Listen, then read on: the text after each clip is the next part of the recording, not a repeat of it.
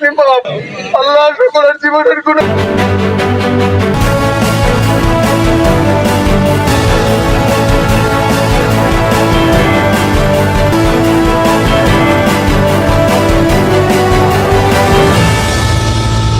বানারীপাড়ায় রহমতের বৃষ্টি পেতে হাইস্কুল মাঠে ইস্তিসকার নামাজ আদায়। জাকির হোসেনের তথ্যচিত্রে দেখুন বিস্তারিত। আপনাদের সাথে আছি আমি নুসরাত জাহান অন্তরা। বৈশাখের শুরুতেই তীব্র তাপদাহ, ঝাঁঝালো রোদ আর অসহ্য গরমে অতিষ্ঠ বানারীপাড়া উপজেলার খেটে খাওয়া মানুষ।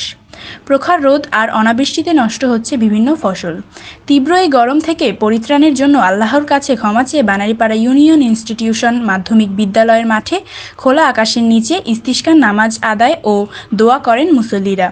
শুক্রবার ২৬শে এপ্রিল জুমার নামাজ শেষে ২ ঘটিকার দিকে হাইস্কুল মাঠে বিভিন্ন মসজিদ থেকে আগত মুসল্লিদের উপস্থিতিতে অনাবৃষ্টি ও প্রচণ্ড খরা থেকে রেহাই পেতে মহান আল্লাহর কাছে বিশেষ মোনাজাত করা হয়। নামাজ ও মোনাজাত পরিচালনা করেন বানারীপাড়া কেন্দ্রীয় জামে মসজিদের পেশ ইমাম ও খতিব মাওলানা ইলিয়াস হোসাইন। এই নামাজ ও দোয়ায় বিভিন্ন মসজিদ থেকে আগত মুসল্লি ছাড়াও ছাত্র, যুবক সহ শহরের আশেপাশের শত শত মুসল্লিরা অংশগ্রহণ করেন। তাওবাতুন নাসুহা বা একনিষ্ঠ তাওবার মাধ্যমে আল্লাহর কাছে রহমতের বৃষ্টি কামনা করে ২ রাকাত নফল নামাজ আদায় করা হয়।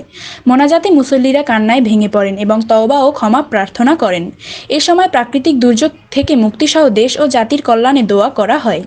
নামাজে অংশ নেওয়া মুসল্লিরা জানান, প্রচণ্ড দাবদাহ ও অনাবৃষ্টির কারণে শুকিয়ে যাচ্ছে মাঠ, ঘাট, কৃষিজমি।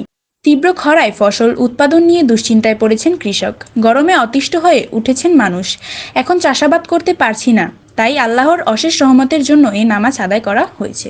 নামাজ শেষে একদল তরুণের স্বেচ্ছায় সেবাদানে তাপদাহ থেকে কিছুটা নিবারণের চেষ্টা করা হয়। হাইস্কুল মাঠে উদ্যোগী তরুণরা ঠান্ডা পানীয়র ব্যবস্থা করে। মহান আল্লাহ তাআলার কাছে ওইসব তরুণদের জন্য মুসল্লিরা দোয়া ও আশীর্বাদ করেন। করব না বলি আল্লাহ তারিফকে মুরব্বিরা আমিন। আল্লাহ